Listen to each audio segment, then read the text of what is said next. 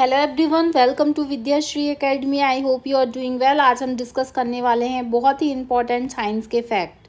जो हम एसएससी की बात करते हैं, एमपीपीएससी की बात करते हैं या वनडे एग्ज़ाम की बात करते हैं, तो साइंस एक कॉमन सब्जेक्ट होता है। तो उसके कुछ इंपॉर्टेंट फैक्चुअल क्वेश्चन हैं जिसे हम आज इस वीडियो में डिस्कस करने वाले हैं। ना केवल डिस्कस करने वाले हैं, हम कोशिश करेंगे कि हमें यहीं के यहीं सारा कंटेंट याद भी हो जाए। चलिए स्टार्ट करते हैं। फैक्चुअल क्वेश्चन है। सबसे पहला क्वेश्चन है कि पृथ्वी अपने अक्ष पर कितना झुकी हुई है। तो 23.30 जो डिग्री पर है, पृथ्वी अपने अक्ष पर झुकी हुई है। सेकंड क्वेश्चन है कि सबसे बड़ी आंखें किस स्तनधारी प्राणी की होती हैं। तो ये हिरण की आंखें होती हैं।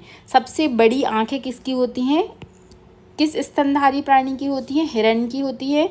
और सबसे बड़ा स्तनधारी प्राणी कौन सा होता है, ये आपको कमेंट बॉक्स में लिखकर बताना है। नेक्स्ट क्वेश्चन है कि CO2 के उत्सर्जन में सर्वाधिक योगदान करने वाला देश है जो पूरी दुनिया को सिखाता है, वो है अमेरिका। USA एक ऐसा देश है जो सबसे ज़्यादा कार्बन डाइऑक्साइड का उत्सर्जन करता है।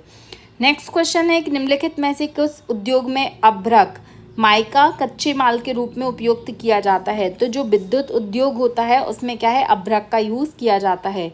अभ्रक जो है मध्य प्रदेश में क्या पाया जाता है, या भारत में किन किन राज्यों में अभ्रक का उत्पादन अधिक होता है। अगर आपको पता है तो आप कमेंट बॉक्स में लिखकर बता सकते हैं। नेक्स्ट क्वेश्चन है कि विद्युत प्रेस का आविष्कार किसने किया था। तो हेनरी सीले। हेनरी सीले ने क्या किया था, विद्युत प्रेस का आविष्कार किया था। नेक्स्ट क्वेश्चन है कि प्रेशर कुकर में खाना जल्दी पक जाता है, ऐसा क्यों होता है। क्योंकि प्रेशर कुकर में आपने देखा होगा कि जब हम गैस पर कुछ प्रेशर कुकर पानी डाल के रखते हैं तो उसके अंदर क्या होता है, जो प्रेशर होता है वो बहुत अधिक बढ़ जाता है, जिसके कारण क्या होता है, सीटी ऊपर की ओर आती है और इस तरीके से खाना जल्दी पक जाता है। तो इसका कारण क्या है, टेम्परेचर का प्रेशर का अधिक होना। नेक्स्ट क्वेश्चन है कि अगर हम क्या करेंगे, प्रेशर को बढ़ाएंगे तो जल का क्वथनांक क्या होगा। तो ये हम अभी पढ़ चुके हैं कि जैसे जैसे क्या होगा, दाब बढ़ेगा तो जो क्वथनांक है जल का वो भी क्या होगा, इंक्रीज होगा, दैट मीन्स बढ़ेगा। नेक्स्ट क्वेश्चन है कि प्रत्येक क्रिया के बराबर विपरीत प्रक्रिया होती है, या विपरीत दिशा में एक प्रतिक्रिया होती है। तो ये कौन सा नियम है, तो ये है न्यूटन का तीसरा नियम। ये भी आपको पता रहना चाहिए। याद रखिएगा कि हर एक रिएक्शन का इक्वल एंड अपोजिट रिएक्शन होगा, ये न्यूटन का थर्ड लॉ बताता है। नेक्स्ट क्वेश्चन है कि कॉपर का शत्रु तत्व कौन सा है। तो कॉपर का जो शत्रु तत्व होता है वो होता है गंधक, या इसको हम क्या बोलते हैं, सिल्वर भी बोलते हैं।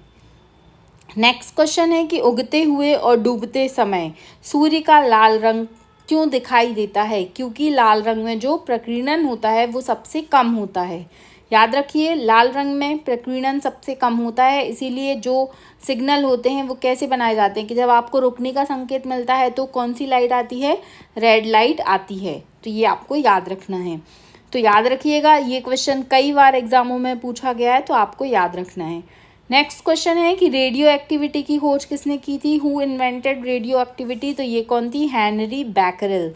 ये नाम आपको पता रहना चाहिए कि जो हेनरी बैकरेल है, इन्होंने रेडियो एक्टिविटी की खोज की थी। फिर पृथ्वी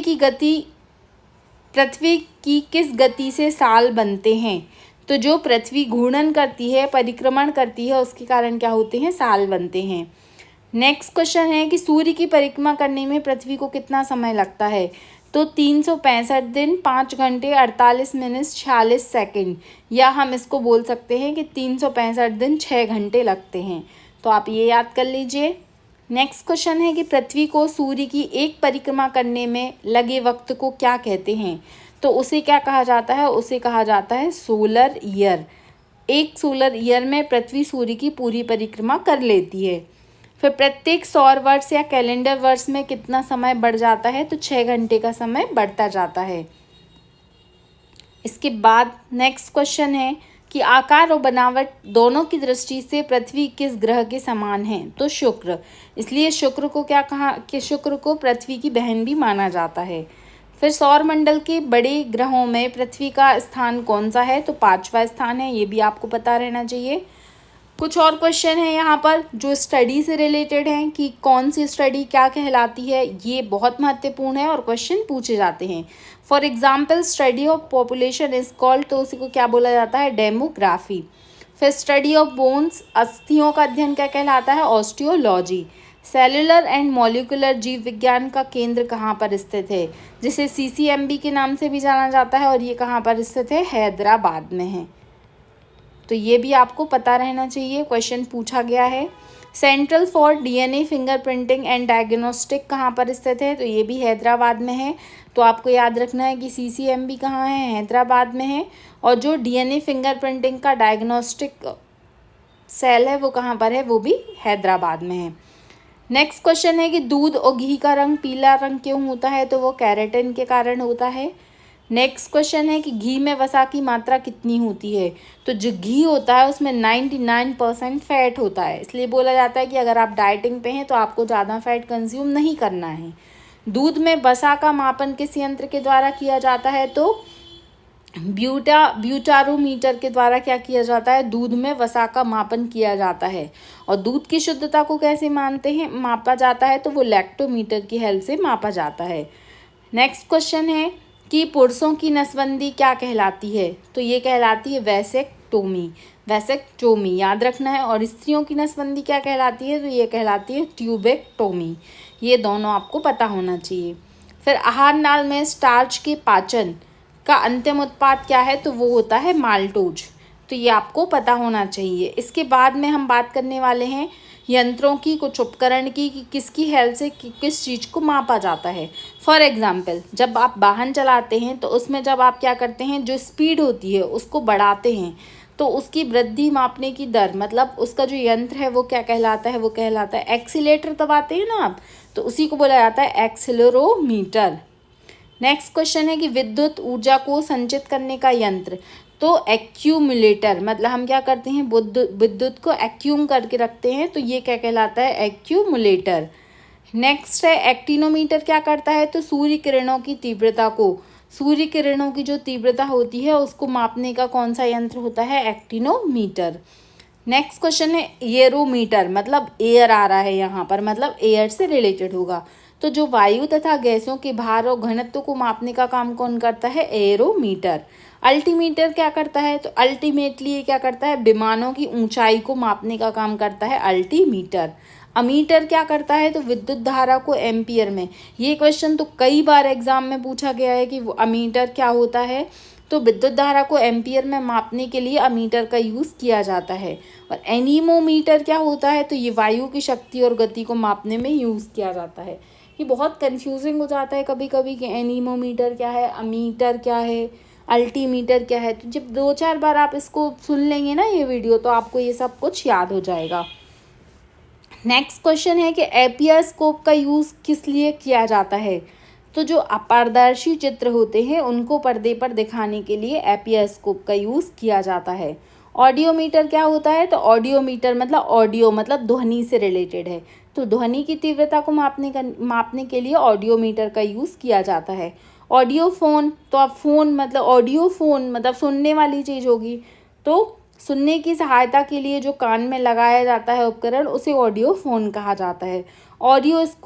ऑडियोस्कोप मतलब कान के अंदर के भाग का निरीक्षण करने के लिए जो डॉक्टर्स रहते हैं ENT वाले, वो क्या करते हैं, वो ईयर के अंदर के पार्ट, इंटरनल पार्ट की ऑब्जर्वेशन के लिए ऑडियोस्कोप का यूज़ करते हैं।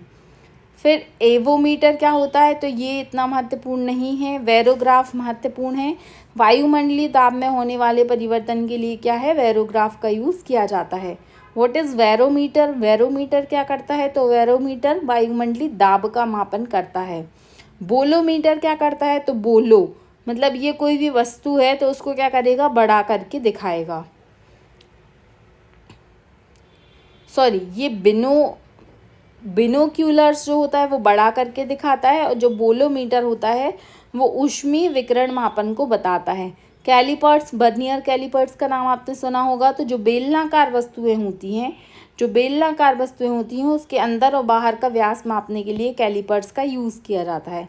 कैलोरीमीटर, इसके नाम में समझ में आ रहा है कि ये क्या करेगा, कैलोरी या ऊष्मा की मात्रा मापने में यूज़ होता है। कार्बोरेटर, तो ये जो पेट्रोल इंजन के जो दहन होता है उसके लिए कार्बोरेटर का यूज़ किया जाता है। कार्डियोग्राम, तो कार्डियोग्राम क्या बताता है? मनुष्य के हृदय की गति को बताता है, और हृदय की गति को मापने का काम कार्डियोग्राम करता है, और वो हृदय की गति कैसे चल रही है तो वो कार्डियोग्राफ कहलाता है। ओके, फिर यहाँ पर आपको यह पता होना चाहिए क्रोनोमीटर क्या होता है? पानी के जहाज़ों में सही समय का पता करने के लिए यूज़ किया जाता है। तो ये हमने आज कुछ महत्वपूर्ण यंत्र पढ़े हैं कि कौन कौन से उपकरण किस लिए यूज़ किए जाते हैं। यहाँ पर हमने कुछ फैक्चुअल क्वेश्चन पढ़े हैं, स्टडी पढ़ी है कि साइंस में किस चीज़ की स्टडी को क्या कहा जाता है। इसी तरीके से हम फैक्चुअल क्वेश्चन साइंस की क्लासेस में पढ़ते रहेंगे। Thank you so much, thank you for watching. जय हिंद, जय भारत।